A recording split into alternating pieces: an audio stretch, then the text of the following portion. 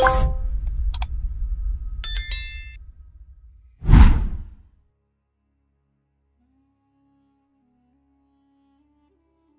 antiga fé egípcia tecia um complexo de convicções e práticas, abraçando desde a mitologia até a ciência, da medicina à espiritualidade, da magia à herbologia, envolvendo ainda a concepção contemporânea de religião como fé em um poder transcendente e em uma vida após a morte.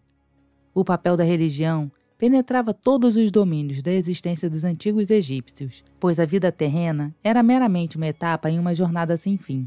Para transitar além da morte, era imperativo viver de modo digno.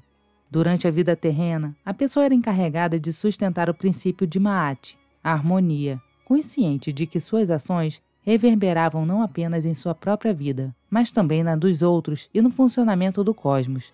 A interdependência entre os indivíduos era crucial para manter o equilíbrio, seguindo a vontade divina de maximizar a alegria e a felicidade humana por meio de uma existência harmoniosa, permitindo aos deuses cumprir seus desígnios. Ao venerar o princípio de Maat, personificado na deusa homônima empunhando a pena branca da verdade, e conduzir a vida conforme seus preceitos, a pessoa se alinhava aos deuses e às forças luminosas, contrapondo-se às forças do caos e das trevas. Tal atitude garantia-lhe uma acolhida calorosa no Salão da Verdade após a morte, bem como um julgamento benigno por parte de Osíris, o Senhor dos Mortos. A essência primordial da religião egípcia residia no conceito de Heka, magia, personificado no deus Heka. Este divino sempre existiu, desde os primórdios da criação, sendo o guardião da magia e da medicina, além de ser a força propulsora que permitia aos deuses exercerem suas funções e aos seres humanos conectarem-se com suas divindades. Sua presença era ubíqua e abrangente, permeando a vida cotidiana dos egípcios com magia e significado, sustentando assim o princípio de Maat, no qual a vida dependia. Os deuses do Antigo Egito eram vistos não apenas como criadores e mantenedores da ordem, mas também como amigos e guias preocupados com o bem-estar do povo. Eles trouxeram ordem do caos e presentearam a terra com sua beleza incomparável. Os egípcios mantinham uma profunda ligação com sua terra natal, evitando expedições militares prolongadas para além de suas fronteiras, receosos de morrer em solo estrangeiro e não receber os rituais adequados para a continuidade de sua jornada após a morte. Da mesma forma, os monarcas egípcios recusavam-se a casar suas filhas com governantes estrangeiros, por temor similar. Os deuses do Egito eram vistos como generosos benfeitores e esperava-se que o povo os honrasse como tal.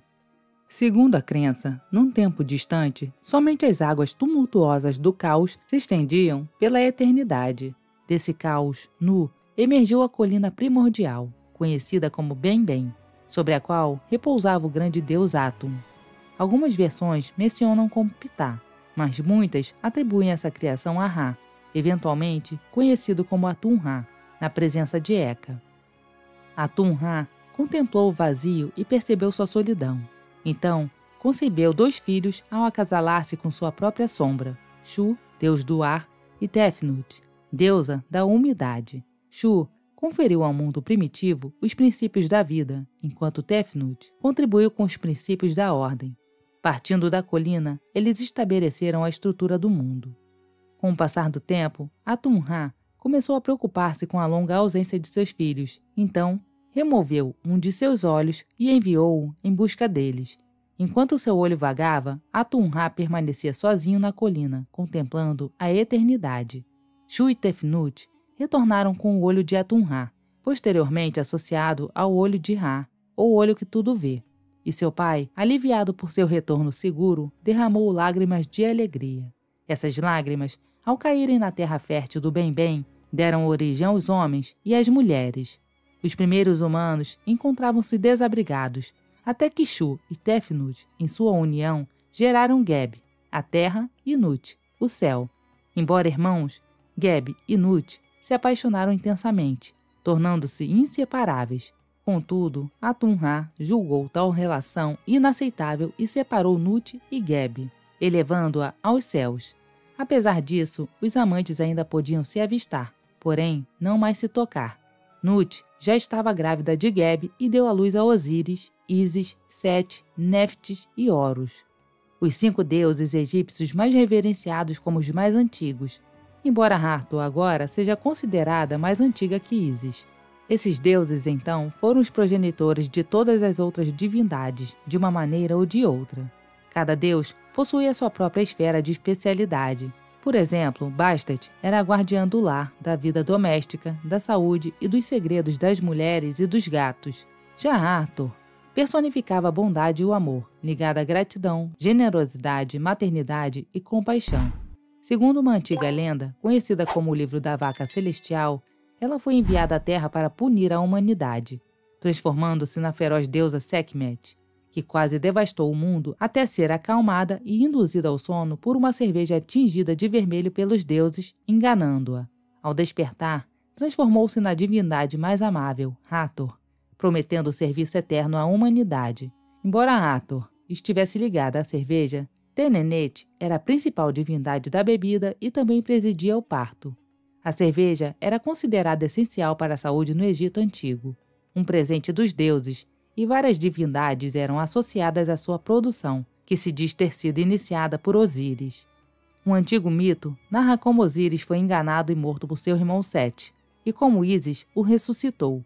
Contudo, ele ficou incompleto, pois uma parte de seu corpo fora devorada por um peixe, impossibilitando de governar harmoniosamente na terra, tornando-se o senhor dos mortos no submundo. Seu filho Horus, o jovem, travou uma batalha contra Sete por 80 anos e finalmente o derrotou, restaurando a harmonia na terra. Horus e Ísis governaram juntos, enquanto todos os outros deuses encontraram seus papéis e áreas de atuação para auxiliar e encorajar o povo do Egito. Entre esses deuses destacam-se os 3 que compunham a tríade tebana: Amun, Mut e Khonsu, ou Khons. Amun era a divindade local da fertilidade em Tebas até que o nobre tebano Menhotep II, de 2061 a 2010 a.C., uniu o Egito, elevando Tebas à posição de capital e seus deuses à supremacia. Amun, Mut e Khonsu, do Alto Egito, assumiram os atributos de Ptah, Sekhmet e Khonsu do Baixo Egito, divindades muito mais antigas. Amun tornou-se a divindade criadora suprema, simbolizada pelo Sol. Mut, sua esposa, era representada pelos raios solares e pelo olho que tudo vê. Khonsu, filho deles, era o deus da cura e o exterminador de espíritos malignos. Esses 3 deuses estavam associados a Ogdod de Hermópolis, um grupo de 8 divindades primordiais que personificavam as qualidades da matéria primitiva, como escuridão, umidade e falta de limites ou poderes visíveis, geralmente composta por 4 pares de divindades. As Ogdods representavam o estado do cosmos antes que a Terra emergisse das águas caóticas e a luz rompesse a escuridão primordial. Elas também eram conhecidas como Eru, os infinitos, simbolizando aspectos distintos do tempo sem forma e incognoscível antes da criação. Ocultismo, Amun, Amaunet, infinito, Re, Hauret, escuridão, Kek, Calquete, e o abismo, Nut, Naunet. Os Ogdods representavam a ênfase egípcia na simetria e no equilíbrio de todas as coisas, incorporando a dualidade masculino-feminino que se acreditava ter gerado o princípio da harmonia no cosmos antes da formação do mundo. Os antigos egípcios viam a Terra, especialmente o Egito, como um reflexo do cosmos. Acreditavam que as estrelas no céu noturno e as constelações que formavam tinham uma influência direta na personalidade e no destino futuro de uma pessoa. Os deuses não apenas adornavam o céu noturno, mas também transitavam por ele. Não eram divindades distantes e inalcançáveis nos céus, mas sim seres que viviam lado a lado com o povo do Egito, interagindo com eles diariamente. As árvores eram consideradas moradas dos deuses, e uma das divindades mais populares, Hathor, às vezes era chamada de Senhora da Tamareira, ou a Senhora do Sicômoro, pois se acreditava que ela favorecia essas árvores em particular, repousando dentro ou abaixo delas. Plantas e flores também eram associadas aos deuses, e as flores da árvore Ixada eram conhecidas como flores da vida, por suas propriedades vivificantes. Assim, a eternidade não era um conceito abstrato e distante de um céu desvinculado da terra, mas sim um encontro cotidiano com os deuses e deusas, com os quais se continuaria a ter contato para sempre na vida e após a morte. Para experimentar tal felicidade, no entanto, era crucial estar ciente da importância da harmonia na vida e como a falta dela afetava não apenas os outros, mas também a própria pessoa. O pecado original para os antigos egípcios era a ingratidão, pois desequilibrava a pessoa e abria caminho para todos os outros pecados enraizarem na alma. Quando a pessoa se desligava do sentimento de gratidão, seus pensamentos e energias eram atraídos para as forças das trevas e do caos. Essa crença deu origem a rituais como os 5 presentes de Hathor, onde se considerava os dedos da mão e nomeava as 5 coisas na vida pelas quais se sentia mais grato. Era incentivado ser específico, mencionando qualquer coisa querida, como o cônjuge, os filhos, o cachorro ou o gato, ou até mesmo a árvore perto do riacho no quintal. Como a mão estava sempre disponível, isso servia como um lembrete de que sempre havia 5 coisas pelas quais alguém deveria ser grato, ajudando a manter um coração leve e um equilíbrio harmonioso. Isso era importante tanto durante a vida quanto após a morte, pois para avançar em direção a uma vida eterna de felicidade, o coração precisava ser mais leve que uma pena quando se apresentasse perante Osíris para o julgamento. As estruturas dos mortos ainda pontuam a paisagem egípcia nos dias modernos, testemunhos silenciosos em forma de tumbas e pirâmides. No entanto, tão importantes quanto essas estruturas físicas eram os rituais e crenças sobre a vida após a morte. Os antigos egípcios acreditavam que a alma era composta por 9 partes distintas.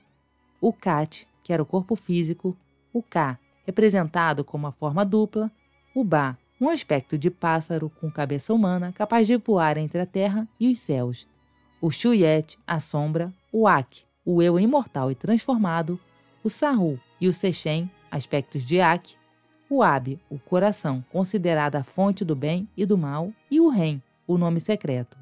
Na morte, o Ak, junto com Sahu e Sechen, comparecia perante o grande deus Osíris no Salão da Verdade, diante dos 42 juízes, para ter seu coração pesado em uma balança dourada contra a pena branca da verdade.